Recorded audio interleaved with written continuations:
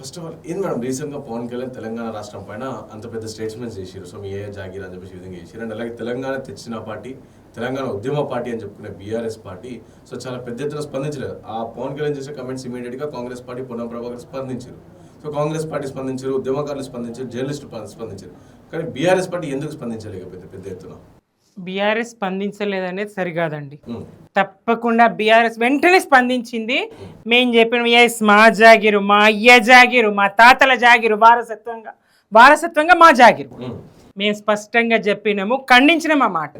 ప్రజాస్వామ్యంలో మీరు ఎక్కడికైనా వెళ్ళొచ్చు, ఎక్కడి నుంచి అయినా పోటీ చేయొచ్చు. గతంలో మీరు 8 అసెంబ్లీ స్థానాల్లో పోటీ చేసిండ్రు, మున్సిపల్ ఎన్నికల్లో పోటీ చేసిండ్రు, మేము అభ్యంతరం పెట్టలేదు, ఎవరు పెట్టరు కూడా.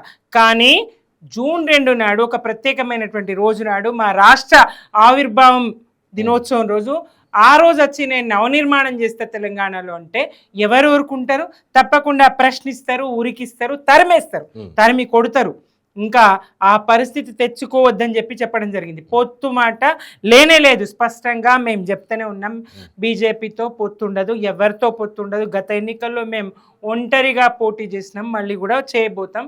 చేసినాడు ధైర్యంగా మేము తెలంగాణ కోసమే పుట్టినటువంటి పార్టీ, తెలంగాణను సాధించినటువంటి పార్టీ, మరి స్వయం పాలనతో తెలంగాణను తీర్చిదిద్దుకున్నటువంటి, పునర్నిర్మాణం చేసుకున్నటువంటి 60 ఏండ్ల దెబ్బ, 60 ఏండ్ల విఘాతం, 60 ఏండ్ల విధ్వంసం, వాటిని తరిమి కొట్టి వాటిని తొలగించుకొని పునర్నిర్మాణం చేసుకున్నటువంటి ఇంటి పార్టీ బీఆర్ఎస్.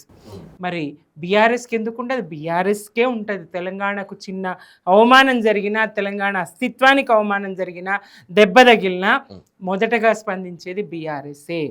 ఇక కాంగ్రెస్ పొన్నం స్పందించిండ్రు, ఇంకోరు స్పందించిండ్రు అంటే మంత్రి కాబట్టి వార్త అవుతుంది. ఇంకొకటి, అత్తను అమ్ముకోమని కోడల్ని గొలుచుకోమనే విధంగా కాంగ్రెస్ తీరు ఉంటుంది. రేవంత్ రెడ్డి గారు ఆహ్వానిస్తారు, ఈయనతో మాట్లాడిస్తారు. ఆ క్రెడిట్ ఇంకోరికి దక్కదు, మీరు మాట్లాడండి, రమ్మన్నట్టు ఆయన చేస్తారు, వద్దన్నట్టు ఈయన చేస్తారు. పరిస్థితి ఇట్లా ఉంటుంది. వాళ్ళలో వాళ్ళే ప్రజల దృష్టి మళ్లించే పనే తప్ప ఇంకోటేం కాదు. రాష్ట్ర ఆవిర్భావ దినోత్సవం నాడు 2.5 సంవత్సరాల వైఫల్యాల మీద, ఇచ్చిన మాటల మీద రేవంత్ రెడ్డి గారు ఏం మాట్లాడతారు? మరి ప్రజలకు ఆ సందర్భంగా మరి 2,500 మహిళలకు ఇచ్చేస్తాడా? నెలకు ఇస్తానటువంటి 2,500 ఇస్తాడా? కాలేజీ విద్యార్థినులకు మరి స్కూటీలు ఇస్తాడా? లేదనంటే రైతులకు పూర్తి స్థాయిలో రుణమాఫీ చేస్తున్నా అని చెప్తాడా? లేకపోతే రైతులకు మరి ఇప్పటి వరకు ఆపిన రైతు భరోసా మొత్తం ఇచ్చేస్తా అని చెప్తాడా? మరి కళ్ళాల్లో ఉన్నటువంటి ధాన్యం పూర్తి స్థాయిలో కొంటా అని చెప్తాడా?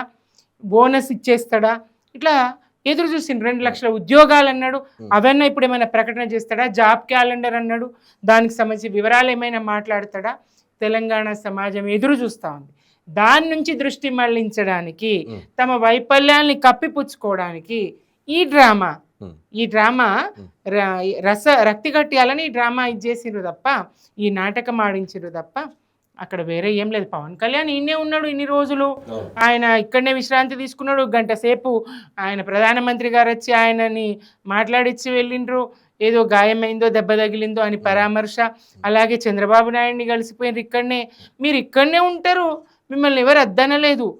మేము స్పష్టంగా కేసీఆర్ గారు మరి ప్రాంతాలుగా విడిపోయినాం, వ్యక్తులుగా కాదు, మీ తావులో మీరు ఉండుర్రి, మా తావులో మేము అభివృద్ధి చేసుకుంటాం, మీరు చేసుకోండి, మేము చేసుకుంటామని ఒక సోదర భావంతో మెలగాలి, ఘర్షణలు వద్దు, ప్రశాంతంగా ఉందామని పక్క రాష్ట్రాలను కూడా ఒప్పించి ప్రాజెక్టుల నిర్మాణం చేసుకోగలిగినటువంటి స్థాయి కేసీఆర్ గారిది.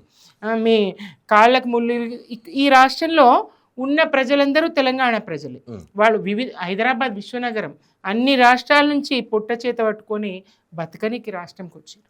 బతనీకొచ్చినోన్ని బాయిగా చూస్తాం, దోసుకోనొచ్చినోనివి చూసుకోర నీతోవా, పొమ్మంటే పోవెందుకు పోరావో వలసవాది, పొమ్మంటే పోవెందుకు పోరావో ఆంధ్ర దొరాని గోరటెంకన్న పాడిన పాట గుర్తొస్తుంది కదా. బతకనీకి వస్తే మాకు అభ్యంతరం లేదు, కానీ దోచుకోవడానికో, కుట్రలు చేయడానికో, దృష్టి మళ్లించడానికో మీరు వస్తా అంటే, పెత్తనం చేయడానికో, మా అస్తిత్వానికి దెబ్బ కొట్టడానికో, మా ప్రజలను అవమానించడానికో వస్తా అంటే మేము ఒప్పుకోం.